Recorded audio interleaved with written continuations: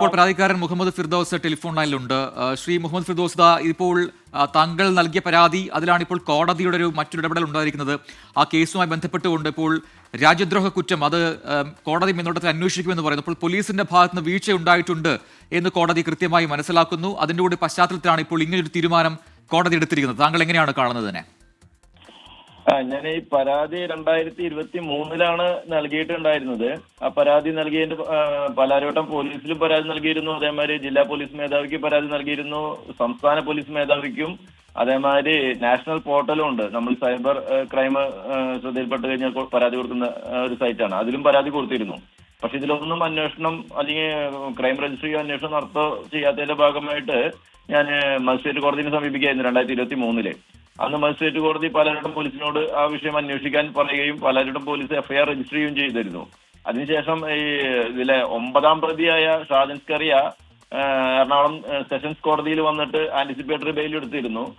Bail കൊടുക്കാനുള്ള കാരണം പറയുന്നത് അദ്ദേഹത്തിന് സമാന കുറ്റകൃത്യം, അത് മറ്റ് വയർലെസ് സന്ദേശത്തിനാണ്, പക്ഷേ സമാന കുറ്റകൃത്യം ചെയ്തതിന് തിരുവനന്തപുരത്ത് ആന്റിസിപ്പേറ്ററി ബെയിൽ കിട്ടിയിട്ടുണ്ട് എന്ന് പറഞ്ഞിട്ടാണ്. പക്ഷെ അവിടെ ഈ 66F എന്ന് പറയുന്ന വകുപ്പ് ഇട്ടിട്ടില്ല. അത് സൈബർ ടെററിസം ആണ്, ജീവപര്യന്തം തടവ് കിട്ടാവുന്ന കുറ്റകൃത്യമാണത്.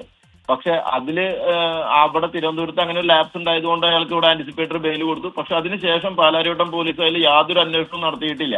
ഈ സാഹചര്യത്തിൽ ഞാൻ എന്താണ് പാലാരിവട്ടം പോലീസ് ചെയ്യുന്നത് എന്ന് നോക്കാൻ വേണ്ടി വെയിറ്റ് ചെയ്യായിരുന്നു. പക്ഷെ ഇപ്പോ 500 ദിവസം കഴിഞ്ഞിട്ട് പോലും ഒരു അന്വേഷണ റിപ്പോർട്ട് സമർപ്പിക്കാത്ത സാഹചര്യത്തിൽ ഞാൻ വീണ്ടും ഇതേ മജിസ്ട്രേറ്റ് കോടതിയിൽ അടുത്തൊരു പെറ്റീഷൻ കൊടുത്തു. അതായത് ഈ അന്വേഷണം നേരായ രീതിയിലല്ല പോകുന്നത്, അത് പ്രോപ്പറായിട്ട് അന്വേഷിക്കാൻ കോടതിയുടെ മേൽനോട്ടം വഹിക്കണം എന്ന് പറഞ്ഞിട്ടുള്ള ഒരു പെറ്റീഷനാണ് ഞാൻ ഫയൽ ചെയ്തത്.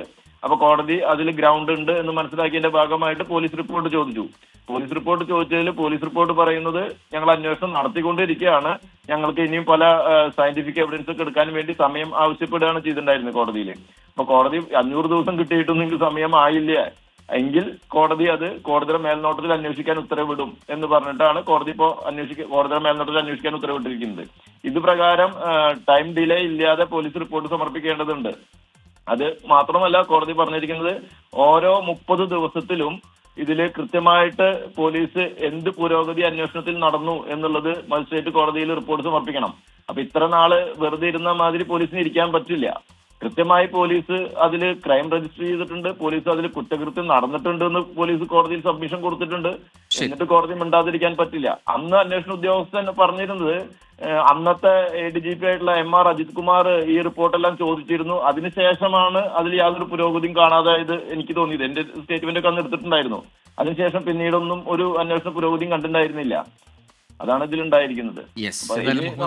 നടപടികൾ പ്രതീക്ഷിക്കാം. തീർച്ചയായിട്ടും മുഹമ്മദ് ഫിർദൌസിന്റെ 2ാമത്തെ പരാതിയിലാണ് ഇപ്പോൾ കോടതിയുടെ ഇടപെടൽ ഉണ്ടായിരിക്കുന്നത്. പോലീസിന്റെ ഭാഗത്തുനിന്നുള്ള വീഴ്ച, 500 ദിവസമായിട്ട് ഒരു കുറ്റപത്രം പോലും ആ കേസിൽ സമർപ്പിക്കപ്പെട്ടിട്ടില്ല. അതാണ് ഇപ്പോൾ കോടതി ആ രീതിയിലൊരു തീരുമാനത്തിലേക്ക് പോകാൻ കാരണം. കോടതി മേൽനോട്ടത്തിലായിരിക്കും ഇനിയുള്ള അന്വേഷണം, പ്രത്യേകിച്ചും രാജ്യദ്രോഹ കുറ്റം അടക്കം അത് കോടതി മേൽനോട്ടത്തിൽ അന്വേഷിക്കുമെന്നാണ് ഇപ്പോൾ കോടതി വ്യക്തമാക്കിയിരിക്കുന്നത്. വിഷ്ണു സുരേഷാണ് ബാക്കി വിശദാംശങ്ങൾ പങ്കുവച്ചത്.